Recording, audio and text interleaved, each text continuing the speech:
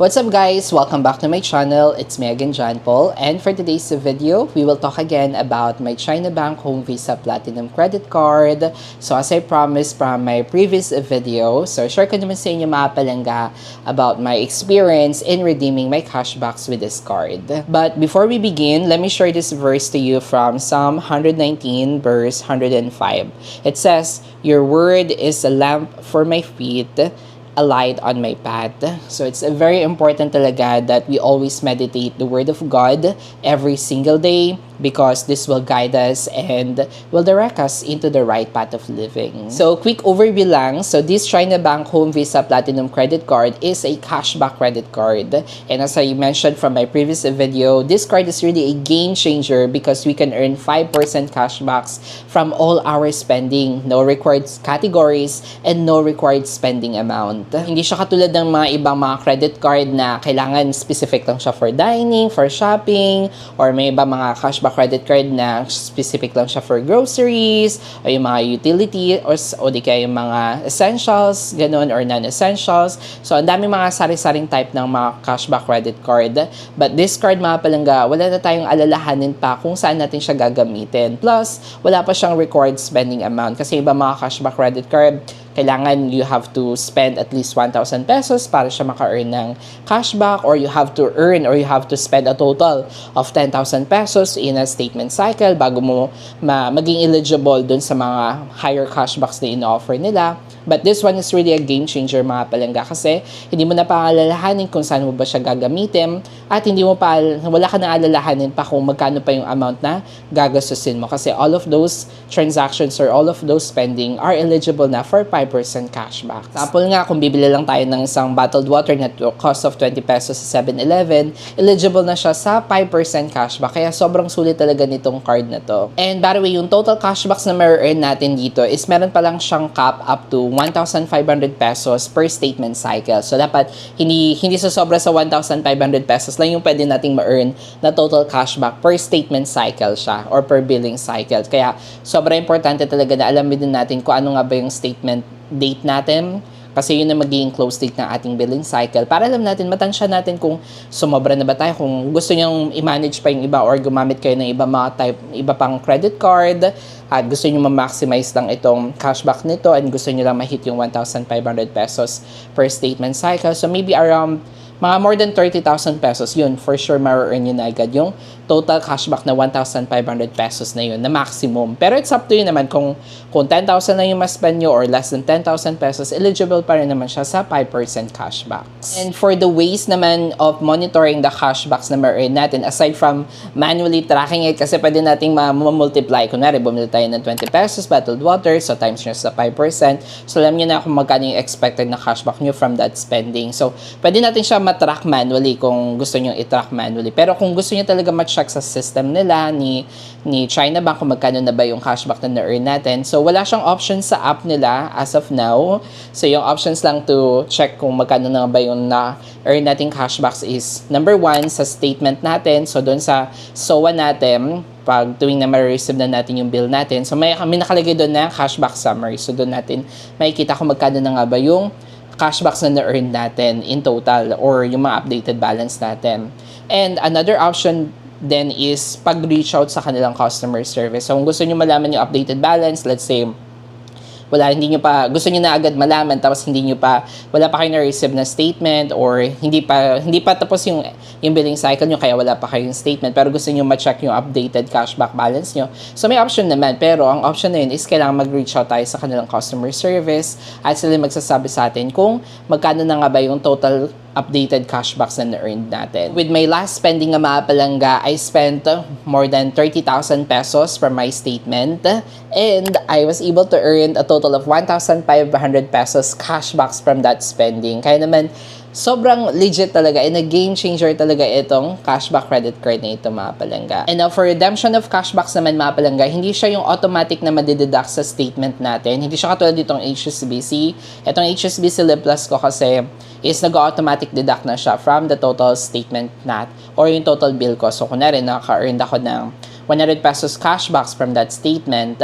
So mag-reflect na siya in the next statement. Mag-automatic deduct na siya sa total outstanding balance ko. So, hindi siya katulad nitong HSBC Live Plus na automatic. So, itong China Bank Home Visa Platinum Mapalanga is almost the same siya nitong BPI Amore na kung saan manual natin siyang i-redeem. That means, pwede nating ipunin yung cashbacks na ma-earn natin dito sa card na ito. And then, it's up to us kung kailan natin siya gustong i-redeem. Now, ang kinaibahan naman nitong China Bank dito sa Amore ko is, dito kasi is merong option sa online na pwede mag-submit ng form para makapag-redeem ng cashback aside from reaching out sa customer service nila. Dito naman kay China Bank Home Visa Platinum, yung option as of now lang sa pag-redeem ng cashback is by reaching out lang talaga sa kanilang customer service. Siguro I can say na this is now my best and favorite cashback credit card among dun sa mga credit cards na nagamit ko from the past. So ito na yung pinaka-best and favorite cashback credit card for me. And by the way, kung gusto niyo ng ganitong mga content or maybe you've been watching some of my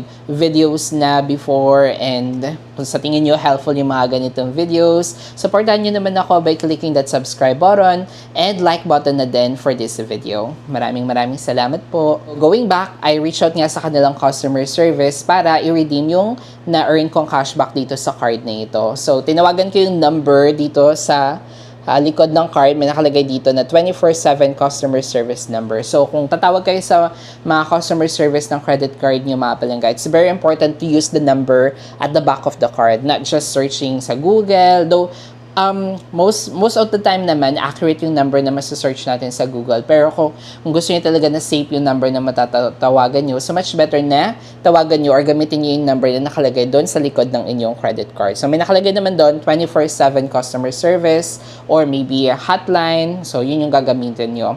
So, for this one, landline yung number niya, mga palangga. And gamit ko is Smart. By the way, kung napanood niyo yung video ko before, naka-postpaid ako kaya nakakatawag ako sa mga banks. Pero ngayon, naglumipat na ako sa prepaid, bumalik na ulit ako sa prepaid kay Smart.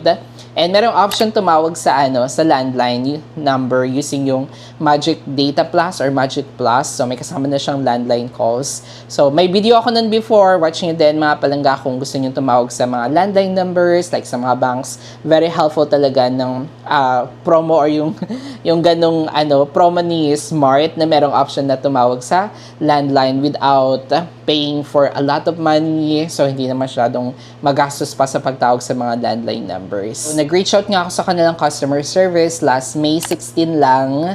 And sobrang smooth lang ng process nila. And nakakatuwa kasi wala masyadong eche-boreche. So, minention niya sa akin kung magkano na nga ba yung total updated cashback balance ko na, kasama pa yung mga unbilled ko pang transactions or yung unbilled statement, yung upcoming statement pa. So, naisama niya na rin kung magkano nga ba yung total available cashback balance ko na pwede ko na ma-redeem. So, yun nga, kung gusto niyo talaga malaman kung magkano na ba yung pinaka-updated nyo at ayaw nyo pangantayin yung or hindi pa kayo makantay sa inyong SOA, so pwede talaga tayo mag-reach out sa kanilang customer service to check our updated cashback balance. And as per their CS din pa mga palangga, wala daw expiry yung cashbacks natin. That means, pwede nating ipunin yung cashbacks natin hanggang sa kailan natin gustong i-redeem. So, it's up to us. So, hindi siya nag-expired. And additionally is wala din siyang minimum amount na pwede lang nating ma-redeem. So unlike dito sa BPI Amore ko na kailangan yung increment lang ng cashback natin ma-redeem is 500 pesos, ganun.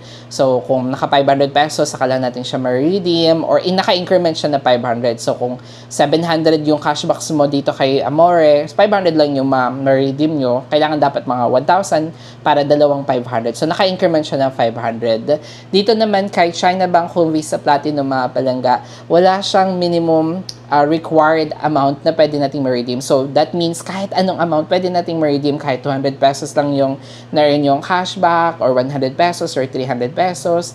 Wala daw siyang required amount. Pwede nating ma-redeem any amount. Kaya nakakatuwa talaga tong card na to. So, ang ginawa ko ay redeem 1,500 pesos cashbacks out of my balance sa cashbacks na na-earn ko.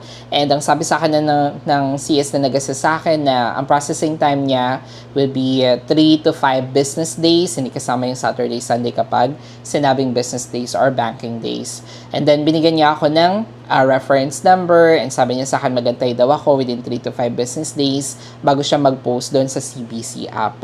And by the way, doon pala sa CBC app nila or China Bank app nila. Sobrang helpful nun kasi may option tayo dong i-lock yung card natin. So for example, gusto nyo, hindi nyo ginagamit yung card nyo or for a long time na gusto nyo siya naka-lock or naka-disable. So may option tayong i-lock yung card natin dun sa CBC app. And kahit wala tayong deposit account kay China Bank, kung credit card lang meron tayo, it's okay kasi pwede pa rin natin ma-access yung ating China Bank app by registering dun sa app nila using our credit card information. And then, nagulat ako mga palangga kasi last May 18, which is 1 business day nga lang siya pero 3 calendar days siya. Nasa pagitan kasi, yung May 16 kasi Saturday, and May 17 Sunday. So, technically, na-expect ko pa siya dapat Wednesday pa. Pero, pagdating ng May 18, which is nung Monday, nag-reflect na agad yung cashback, na-post na agad yung cashback na na-redeem ko dun sa CBC app. So, ganito yung posting niya. It shows cash rewards redemption, and then yung total cashback na na-redeem natin, and then yung description niya, cash rewards redemption. So, ayun, transaction date is nung May 18, tapos na-posting siya May 18. Kaya, sobrang bilis lang ng posting niya. Hindi siya ganun katagal na mga 7 days pa or 10 business days. So, nakakatuwa, sobrang bilis lang. And dahil na-redeem ko na siya mga palangga at nag-post na siya as negative amount doon sa transactions ko, that means mababawas na siya doon sa mga magiging total outstanding balance ko. And bari ko nalilito kayo kung paano nga ba nag-work tong mga cashbacks na to. So, hindi siya yung in the form of cash talaga, like separate, na bibigyan kayo ng cash ni bangko. Hindi, mababawas siya doon sa total outstanding balance natin. So, kung gusto nyong gamitin, let's say for example, may cashback kayo na 1,000 pesos, tapos gusto nyo bumili ng isang gamit, so gamitin nyo muna yung card nyo. Or pwede naman i-redeem nyo na yung cashback nyo and then magne-negative na yan. That means para mag-overpayment kayo. So, pwede nyo nang gamitin yung card nyo para kung ano man yung maging spending nyo, iisipin nyo na lang na yung pambayad na natin doon is yun doon sa cashback na nabawas o mababawas dun sa ating total outstanding balance. Bari para di kayo malito, gagawin ko siya ng video sa susunod kung paano nga ba nag-work itong mga cashbacks, ano nga ba yung best time ng pag-redeem ng cashbacks, ano nga ba yung mga ways and mga tips sa pag-redeem ng cashback sa mga cashback credit cards natin. So, stay tuned! So, yun na nga, dahil na-redeem ko na rin yung cashbacks ko, first experience for redeeming my cashbacks with this card, I can say na legit talaga siya. So 100% na ako, more than 100% na legit talaga itong card na to. And again, this is now my favorite cashback credit card. Baka nga kayo mga palangga is, baka maging favorite cashback credit card nyo na din nito. Again, hindi ko pinopromote si China Bank. This is based from my personal experience, pero alam ko kapag matagal na kayong gumagamit ng mga cashback cards, so I think masasabi nyo talagang best cashback credit card din itong China Bank Home Visa Platinum. So my next plan naman pala mga palangga, iipunin ko muna yung cashbacks na ma-earn ko dito for the next couple more months hanggang matapos itong taon na to. So, ipunin ko muna yung cashbacks na ma-earn ko and then i-redeem ko siya maybe January by end of this year. And then, gawan ko din siya ng video mga palangga kung magkano total cashbacks na ma-earn natin for kalahating taon na nga kasi na-redeem ko na yung May.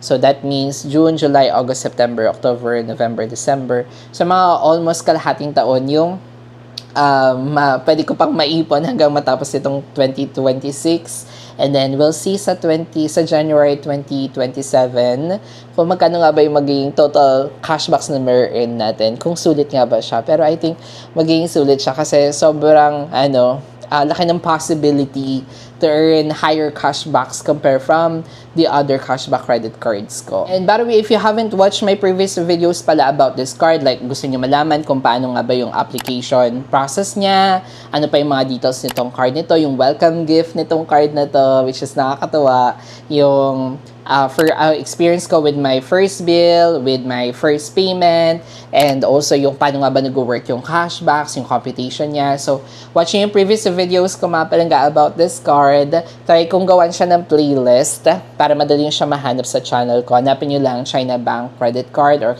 China Bank Home Visa Platinum Credit Card. So, I think, I'm so grateful kasi ako pala yung una siguro na nag-review nitong type ng card na to. Kasi may nag-comment dun sa isa kong video na ako pala yung gumawa ng review na to. And then, sinearch ko siya, tinanay ko yung research, nga, ako palang gumawa ng review ng ng card na to. So, nakakatawa. So, I guess that's it for today's video. Sorry, ang dami kong dada. Again, this is JP, and always remember that God loves you no matter who you are, no matter what you have done. All we need to do is to accept Jesus as our Lord and our Savior. Thank you so much, guys, for watching, and God bless you all. See you in our next video. Bye!